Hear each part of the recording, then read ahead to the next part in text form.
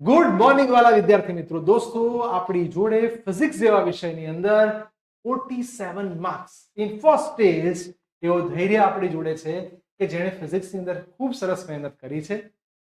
એ આપણને સમજાવશે કે તમારે કઈ રીતે ધ્યાન રાખવું જોઈએ, દાખલા, એમસીક્યુ કે થિયરીમાં શું કરવું જોઈએ. પ્લીઝ વેલકમ ધૈર્ય. Thank you sir.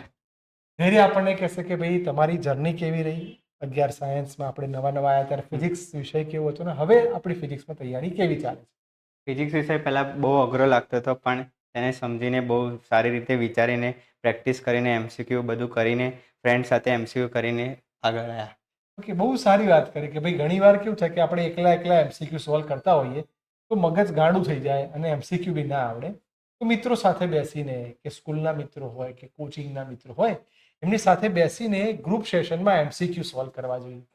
જેનાથી એમસીક્યુ બીજા કોઈને સારો આવડતો હોય, આપણને ક્યાંક ભૂલ પડતી હોય, આપણને સારો આવડતો હોય, બીજાને ક્યાંક ભૂલ પડતી હોય, તો એક ટીમ વર્કથી બધા જ એમસીક્યુ સારી રીતે સોલ્વ.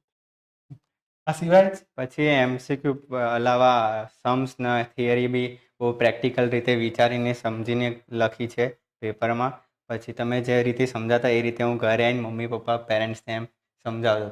ઓકે, તો એવું નહીં કરવાનું કે થિયરી ખાલી ગોખી મારવાની કે એકવાર લખી કાઢી કે 5 વાર લખી કાઢી તો રિઝલ્ટ આવી ગયું. પણ એ થિયરીને તમે તમારા પેરેન્ટ્સ આગળ એકવાર બોલી જાઓ. રિયલ લાઈફમાં એ થિયરી ક્યાં યુઝ થાય છે સમજી લો તો તમને થિયરી ખૂબ સુંદર આવડશે. અને બહુ સરસ રીતે દાખલાની અંદર બી તૈયારી કરવી જોઈએ. કારણ કે દાખલા પાકો કરશો તો ઓટોમેટિક તમારા એમસીક્યુ સારા જ થશે. તો wish you all the best. Thank you sir. આવી સરસ મહેનત કરતા રહો અને ખૂબ આગળ વધો. ધૈર્ય.